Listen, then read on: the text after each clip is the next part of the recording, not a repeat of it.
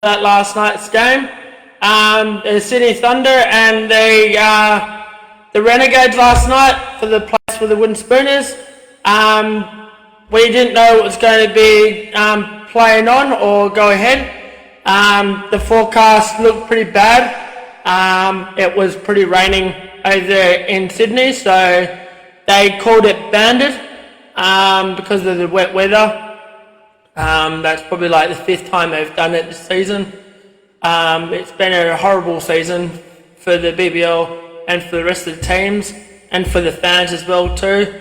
Hopefully they get their refunds back from the game last night at the game. And the other news is we've got finals now locked up, top 4. So tomorrow we got the Brisbane Heat versus the Sydney Sixers at Marvel, known as Gold Coast home ground. That's now officially sold out too, so that's going to be a great sellout crowd, hopefully a big one. They've just posted early today that it's been sold out, so whoever's trying to get tickets to that game can't go because it's now completely sold out for that game. And that one. And then Saturday, I'm going to the Scorchers game on Saturday with my mate CJ. He bought me tickets, so I would like to be at home, but my mate wants me to go with him, so he bought me tickets. So I'll keep you guys all up to date and informed about the Scorchers and see how we can go with Zach Cooley and Evans as well, because he's pretty much out for the tests. He's going overseas to do his tests. I don't know if we're going to get him back for this test match as well, or for the finals, or for the grand final if we make it. My prediction, it'll be us versus Sydney Sixers. If the Sydney Sixers beat Heat, the Heat will pretty much get knocked out, and then the Sixers will go straight to the grand final, and then the winner out of the Scorchers and the Brisbane Heat, the other game against Adelaide as well, whoever wins that will go to the granny and play the winner with the Sydney Sixers. And what the hell is that? As well as that, we should have, hopefully, if it's the Scorchers grand final, it'll be here, or whoever finishes higher or lower gets their home court advantage. At the grand final, it'll be either here or it'll be overseas. So hopefully we can get a grand final here in Perth, and let's hopefully we can get that three-peat going, because some of the players with their interview, they said we've got the right players and the right coaches to do it. So hopefully we can do it for the team as well too. So let's hopefully we can win that three-peat this year.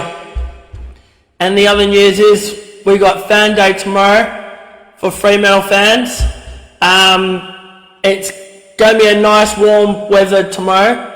It's going to be 26 degrees in Coburn, so if you want to go for a nice swim and actually meet the players, you've got to be there early. I'm going to be there early tomorrow between 11 and 11:30, so I can go for a nice swim before I go and meet the players, and then hopefully meet Jeremy Sharp and tell all the boys that I'm doing a podcast. And shout out to Sonny Walters, you're doing an amazing job with your training. You're looking really skinny and really sharp. Hopefully we can get you, hopefully we can get some goals out of you, more goals out of you, and hopefully play 250 games for the club. And I'll see you all tomorrow down there tomorrow. And then after that, I'll be racing to the Wildcats game against the Bullets.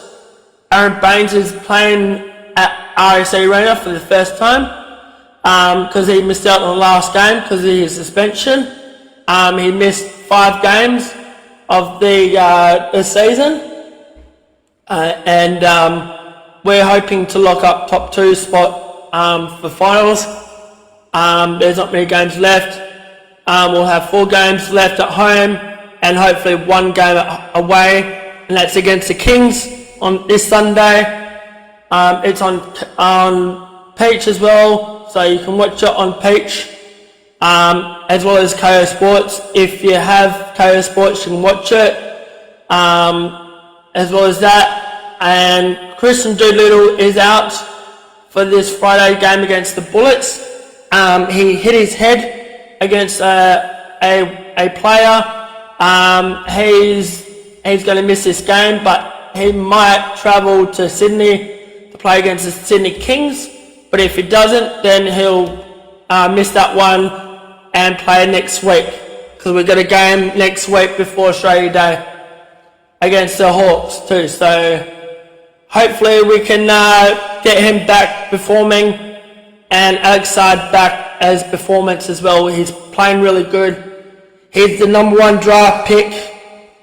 He's happy when I heard about it on Fan Day. Someone asked him about his NBA draft pick number 1. He said he'd love to be at number 1, then being bottom of the ladder of the top 10 pick. But hopefully we can keep him for another year, and we can get him 2 championship rings, and then he can go back to the NBA and get a good team to go to and help them out, hopefully. Hopefully he can go to at least a bottom of the ladder team like the Spurs, or any other teams like the Hornets, or whoever he goes to. We're all saying best of luck for him. If he goes this year, best of luck for him, because we're gonna be behind him as well, no matter what, where he goes. If he wants to chase his dream with the NBA, then yeah, it'll be a big loss for him, for us in the Red Army, to lose a big 7-footer. He's been improved a lot this year, since he's coming off from a college basketball in the US.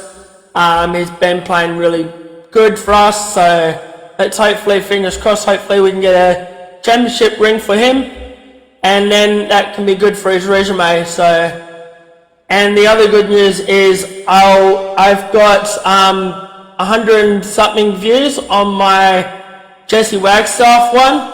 I'd like to shout out to everyone that's actually supported that one with Jesse Wagstaff. It's been so good. Everyone's been jumping on board, describing my channels. Without sports, I wouldn't be doing this. I wouldn't be doing anything as much as this if there was no sports. I really love my sports.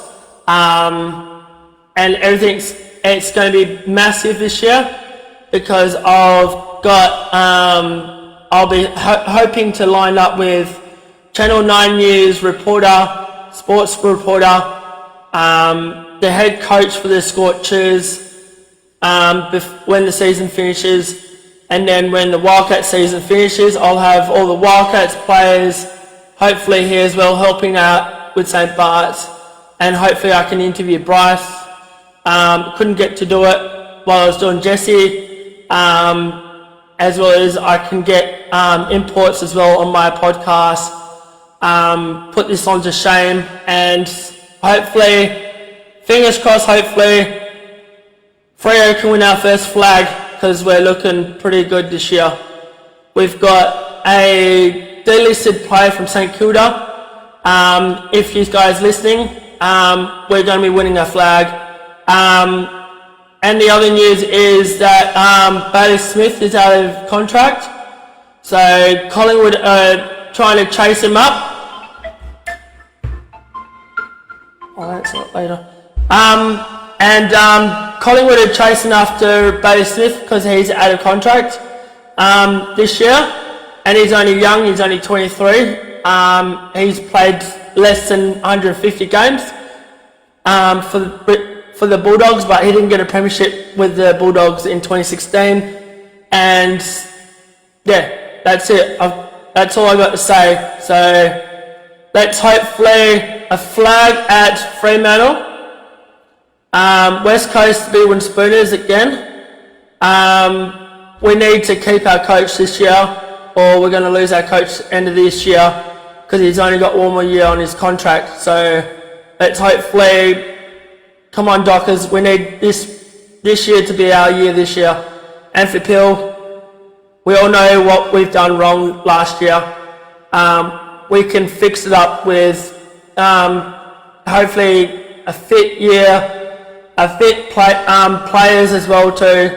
Nathan Wilson, 2 more years on him. Let's hopefully we can get a flag for him at Peel. Couldn't get it done at Fremantle while he was playing for Freo, so hopefully a flag at Peel, and hopefully a best man as well for this year.